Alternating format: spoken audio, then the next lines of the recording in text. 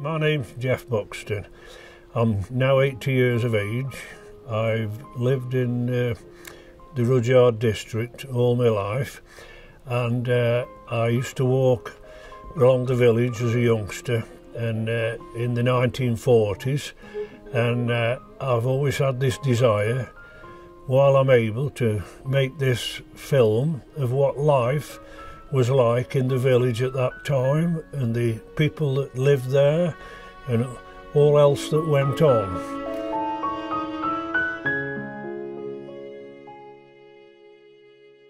We'll start off by the station hotel. Just beyond, across what was the car park, was the bowling pavilion, where they'd actually crowned bowling green there, but there was a pavilion there where you could have functions, and that was where in 1940 the evacuees came. They come by train, and I think there was round about 30, and they were found homes in Rudyard and district. Actually, they did probably much better than the majority of evacuees, because they found really good homes, and 4 of them stayed on, and 2 of them are still living round this area, and 1 is in Uttoxeter. He stayed on a farm and took to farming, and he'd been very successful, so they're all in their 80s and they stayed on. But one felt very sorry for them having to come away from the mothers and the homes in London, but that was necessary because of the situation of the war. But we took a girl in, a 10-year-old girl, and she stayed with us till she left school and then had to go back, and she came over for holidays every year till she was married and kept in touch with my mother till my mother died in 2002. So that was a relationship that was very successful. But anyway, we come to the station hotel. That was kept by in the early 40s, a man called Maurice Bragg. But then when the local policeman retired, Charlie Hayward, in the mid-40s, him and his wife took it over. And the 3 sons, the eldest one, Lance, was a decent local footballer, but the middle son, Eric, he started with Port Vale and he was transferred to Blackpool, where he played in 3 cup finals for them and then became the assistant manager there. And the youngest son, Basil, he played for Port Vale for 12 years. So we used to get the Blackpool team come to the hotel for lunch, and we used to hang around for these famous, because Blackpool was the Manchester United of the late 40s. And anyway, moving on towards the shop there, which was run by Mrs. Rogers, and she had a lodger who lived with her named Charlie Young. He'd lost part of his arm in the First World War, and he had a hook, and we used to go in and he'd put the pennies on the counter and he'd get this hook and he'd frighten you when you was a young child, dragging these pennies across the counter. And he also ran a pleasure boat on the lake called the Rudyard Queen, and he used to steer the boat with this hook round and then next door, the little cottage there, was George Elks. The only thing you saw of his wife was she was hanging out of the bedroom window with a woodbine on. And needless to say, she didn't live a great age. I think she was only about barely 40 when she died. But he worked on the railway, George did.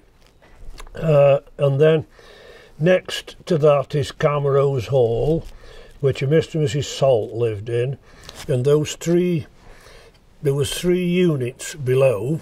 And one was Knowles's Butchers, which he came a couple of times a week to supply meat to the village. And the middle one was a cafe run by Mrs. Salt, small cafe, which we used to go in bit later years when we were a bit older, before we went across to the Institute to the dance. And then the bottom one was a greengrocer's run by George Ellerton. And then we come to the Jubilee Stone, which was put up for to commemorate Queen Victoria's Jubilee, and then of course her own Queen's Jubilee last year. Ray and the Lake Trust had it all cleaned up for the Jubilee.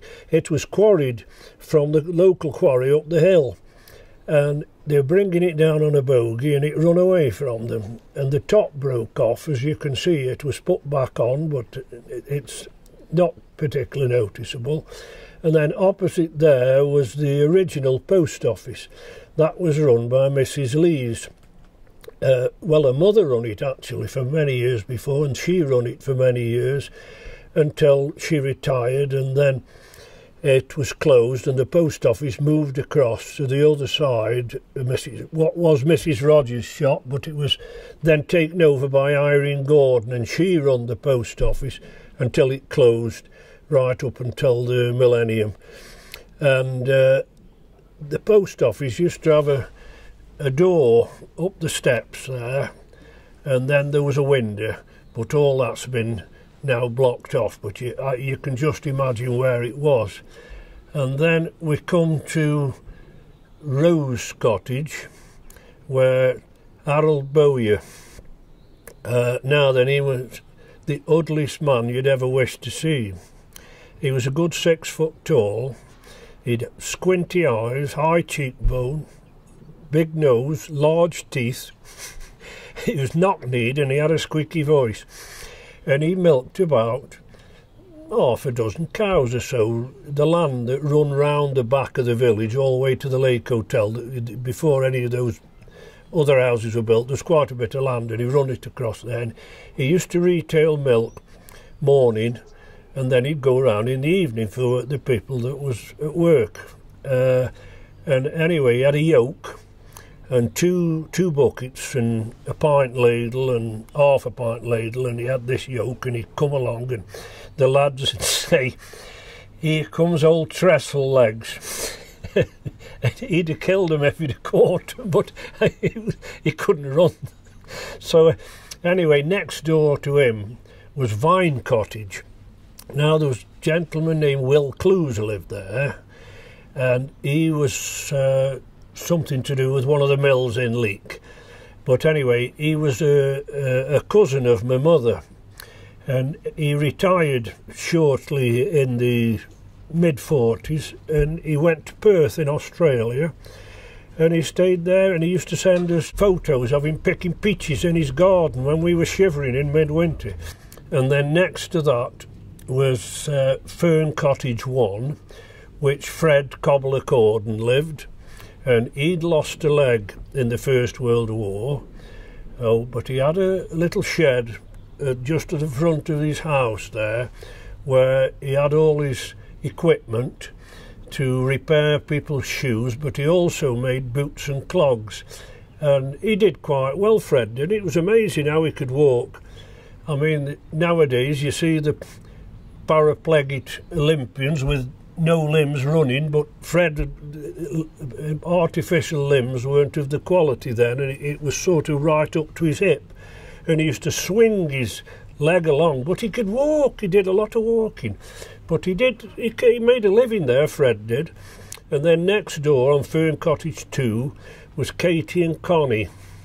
They were two spinster ladies. I don't think they went to work, but they had a lodger in the mid-40s named John Steele. He was a tall, very serious man.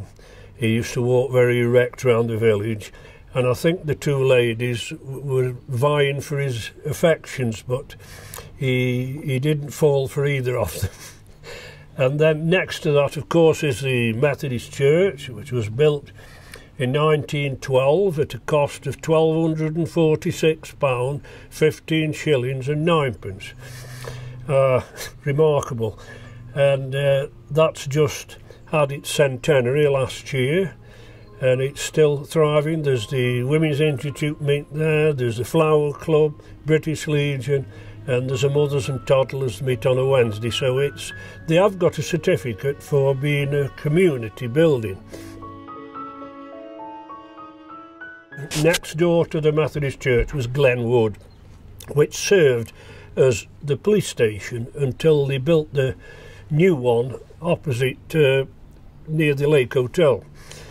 And then next door was the house Winford, which was occupied by Bill Fenton and his family. Now, Bill Fenton owned Blakemore and Chell agricultural machinery dealers in Leek. And then beyond that was the Limes Cafe, which is now demolished, and that was run by a Mrs. Challoner. And she took lodgers in, or guests, whichever you may call them. And anyway, after Mr. Challoner passed away, she retired and married one of the lodgers named Steve Jackson. And now Mrs. Challoner at that time was 65 and Steve was 35. And we thought, well, they'll have 10 years maybe, but they had 30 years. And she was 95 when she died. When she was over 90, she could run upstairs. They lived in a little house, End Terrace in Leek. And anyway, when she passed away, he was so broken-hearted. It didn't last more than a month or two. And then beyond the Limes Cafe, opposite side, is Pine Cottage, which was occupied by the Birch family. 3 gentlemen, 3 ladies. Only one of them got married, which was Nellie. She married a farmer from Rushton. So anyway, none of the others ever married. And then on the other side, we come to Albury House, which was run by Fred Aberley, and he run a mobile. There was a large warehouse behind. There's been bungalows built there now, but it was quite an attractive shop. The window on the left near to us where we filmed was the nice shop we used to go into, but they had the 2 mobile grocery vans, and he went round all the villages in the moorlands for quite a number of years until he retired. We come along to Nab Wood, and that's where Roger Bilton lived with his wife, and they had a son York, and he had a good job in the potteries, and he rode a motorbike, and he was a bit of a lively lad, and he used to say how quick he could go the potteries. And there was a chap named Brom Riles who lived in Swiss Cottage, and he told Brom that he could go to the potteries in 12 minutes, and Brom, they bet him £1 he couldn't. So he said, well, get on the back. So he got on the back, and sure enough, he did get there in 12 minutes, but Brom came back on the buzz, I can tell you. But he turned out a very successful bit. He ran a business in the potteries after he left Rudyard, and he was very successful. It was York. It's an unusual name, wasn't it? But that was him, York Bilton. And then just beyond there on the right is Sylvian House, where Bill Dick and his family lived. Bill worked on the railway, he did. He was rather a short fuse. You didn't have to upset him. And then just further down on the left, we come to Underwood House, which I believe is the oldest house in the village. And then just beyond that, there's 2 semis, the 4 tall houses there. The first one, Dennis Elks, he was a director of Wardle and Devonport Mill in Leek. He all 6'8" of him. He was terrifically tall, but nice chap. And then next to him there was Mr. Cope. He was the station master. I don't know why he didn't live in the station house, but he lived there, and he took 2 evacuees in. And one of those, her name was Sylvia Orton. Her name is Sylvia Wood now, and she's in her 80s living in Leek. The next one was a retired school teacher named Mr. Wilson. We never knew much about him. But the 4th one was Mrs. Georgina Coxon lived there, and she run the Woodside Cafe, which was a beautiful, beautiful cafe. And that was there until it stayed there until she retired, and then some other people took it over. And then they sold it off and it was demolished, and there was 3 houses built. And then, of course, opposite there was the Lake Hotel, which is very much unchanged for what it was in that time. Then you see opposite again, we've got the Memorial Institute, which that was the hub of the village. That was where everything went on. They had an annual pantomime, used to get about 400 in, and they had weekly dances, even in the wartime, but just after the war, in the late 40s, when I was old enough to go dancing. We used to go on a Saturday night, and they'd have 200, and they had laid special buses on from Leek, and they'd come from around, and they were highly successful. But then you see just opposite, of course they hadn't got licence places then, but when it came the interval, they used to come down and they used to go through a gate in the wall to the Lake Hotel for refreshment or drinks or whatever they wanted, and that was quite successful. And it went on, but I'll just nip into the early 50s. What happened? It was going very well until the very early 50s. Then a chap called Ted Chamberlain came from Stockport, and he opened the ballroom up, which had not been used, only very rarely, and he installed an electric organ, and he offered dances free of charge, obviously, if he could sell a few drinks. And of course that was the demise of the Institute, and it fell behind was because it was getting little use. Unfortunately, it fell by the wayside, and as I say, it was a memorial institute. It was given to the village after the First World War, but it was, during the 40s, it was a very, very lively and very successful place. The railway, of course, it played an important part of the village, because there was only about 3 cars at that time through the 40s and the trains. They used to go and take people to work in Leek, or you'd go on trips. We'd go down to probably about 1947. We'd go down to watch Stoke City, and you'd get on the train, and it was 2 and 5 pence return, and you'd go to Leek, and you'd change at Leek, because this was the Macclesfield to Uttoxeter line, but then you'd go to Stoke, and Stoke station was 5 minutes walk from the ground, and we'd go down, watch the match, come back, and it'd give us about 20 minutes to catch the train back to Leek. And we'd go for a mug of tea, and you'd get a tin mug, and there was a teaspoon with a chain on it. So we're going to lose that. And then we'd come back, and then we'd get to Leek, and then a train had come up, and back we'd come. But on a Saturday night, I used to come down, the 7 o'clock train used to come up with the Evening Sentinels. Mrs. Lee's used to distribute the papers. But I used to come down and you'd get a Sentinel at 7 o'clock, and it had got the first half report of Stoke or Port Vale's match and photos, and we could read, and then they'd got a final column of stop press at the back with the results, and the match didn't finish till 4:45, and yet within 2 hours they'd got the Sentinels in Rudyard. Now I have to wait till Monday. I have to wait till Monday now to get the Sentinel with Stoke's pictures and reports. So it just shows how things were then. And like I say, the railway, they got a trip up for the young people of the village, and they all joined in, from youngsters to where I went when I was well in my teens. And we used to go to rail, and we'd get on the train 7 o'clock, and we'd go and change at North Road, and then the train would come along, take us to Chester. We'd change at Chester and go up the coast road to Rill, hanging our heads out, getting plenty of soot in your face.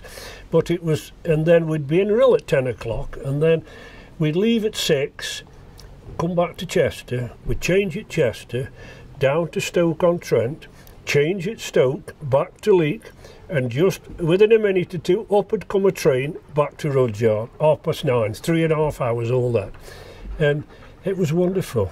Really, really good, the railways. And of course, I used to go up to Macclesfield as you went upside the lake here. There weren't all those trees. It was clear. The track was right clear on the lakeside, and it was a absolutely wonderful journey. It's a shame, really, that it's gone, but things did go, and that was it. But yes, I must say the railways. We used to, when I'd left school, and as I say, in the late 40s, I'd be working in the fields at my granddad's farm. And the trains used to tell us when it was lunchtime or when it was time to fetch the cows. We knew what the 10 to 4 came up. Oh, 10 past 4 will be long. Go fetch the cows. So the railways were a good timepiece. Yes, looking beyond from the Lake Hotel, across on the left there on the rise, the White Cottage, was where Bill Aberley lived with his mother. He ran the garage where Frank Sutton is at the bottom, and then beyond that, the little one at the roadside, it's been extended since, but it was a small 2 up and 2 down where Paddy Price and his wife Gladys lived. He was very much to do with the British Legion. And then to the left, just looking back from the road, was where Freddie Bolton and his wife lived. She was the daughter of Mrs. Coxon, who ran Woodside Cafe. And Freddie rode a motorbike, and he'd got glasses with a rather thick lens. He couldn't see very well. But when you heard this motorbike coming, you certainly made yourself scarce, because he come off it quite regular, but he never come to any great harm. And then beyond that, of course, on the left there was the Kingswood Stores, run by Tommy Stone and his wife. He sold sort of bric-a-brac and brasses and ornaments in his front room, and in his little shop he was sweets and tobacco. And he was a fanatic royalist. He claimed his wife was relative to the royal family, and so any occasion up went the Union Jack. And then go down to the corner of the Lake Hotel and Park. There was a wooden building there, and it was penny slot machines in it, and it was run by a little thin man called Frank Oram. He was a bachelor from Oldham, and we used to go in and bob a penny or two in these things, and you'd get a bar of chocolate in these claws, and it'd come along and drop it before it went down the chute.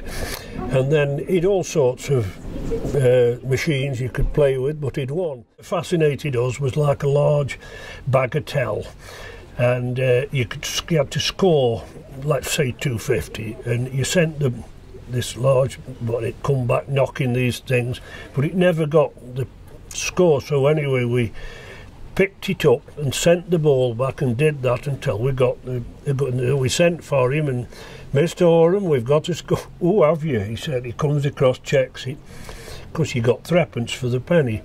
So we thought, we've cracked it. Anyway, we went a week or so after, trying it again, and I felt something pulling me ear, and we was out. But he was quite interesting, man. He used to do monologues in his Lancashire accent at the local pantomime in between scene changes. And then he lived with Mrs. Cooper and her husband, who ran Miners' Home as it was then, Horton Lodge now. And the staff used to say they'd seen him at night running across the landing in his nightshirt going to Mrs. Cooper's bedroom. So he wasn't all that innocent, was he? And then we come down to the lake, and there wasn't much in the wartime there. It was quite, people used to come for walks, but just after the war, 1945, the Maynard family set a mini fairground up, and they'd children's roundabout. There wasn't mechanical, it was, you had to wind this rather large wheel, and there was a strong chap lived up in the bungalows, and he was Percy Adams, and he used to wind it. The children enjoyed the rides, but his wife was quite eccentric, Annie, and once a month in the summer they used to have wrestling on the dam head there. They'd set the ring up, and they couldn't sort of block it out, but they came round the bucket and people give contributions. But you know how what wrestling is, it's just a get on. And his wife used to watch it with the ringside, and then if you get a wrestler, pin the other down, and you know how they are, writhing and screaming in pain, and she'd get her umbrella and prod him, or she'd thrash him with her handbag, and poor old wrestler, he'd come off worse. And we used to find that really entertaining. You know, same as I don't walk so much as I did, but when I first retired, about when I was in my 60s, on a nice night I'd walk over and then I'd sit on one of them seats there, you see, and just look up the lake about 8 o'clock at night. The sun was shining on the lake, you know, and you'd sit there. There's 60 million people on this island, and so quiet. I mean, that is a secret place, isn't it? So quiet, you just perhaps hear an odd aeroplane. But you see, if something noisy went up the hill, you'd hear that. But other than that, you could hear people's footsteps walking about, and it was so nice. And then I used to just go and have a pint at the Lake Hotel, and then I'd walk round back home the other way. But anyway, that about makes the story of the village as it was through the 1940s, and the lake here is so different now to what it was then. It went into very sad and disrepair, and it looked very run down, the place did. And then of course the Rudyard Lake Trust was set up. I don't know, I've been a member since 1997, just a little bit before that, but due to the inspiration of Ray Perry and the trust, these fine buildings have been put up, and the lake is as popular now as it's been for many, many years. People can come and enjoy all the facilities that are here. And at the conclusion, I'd like to thank Ray Perry and the Trust for making it possible to make this film, which I've always wanted to do. I'm the last one that was knocking about in the village in the 40s. I'm the last one left, and I wanted to make this film so people could see what village life was like in the 1940s. And I hope you can sit back and you've enjoyed this little vision of the past. Thank you.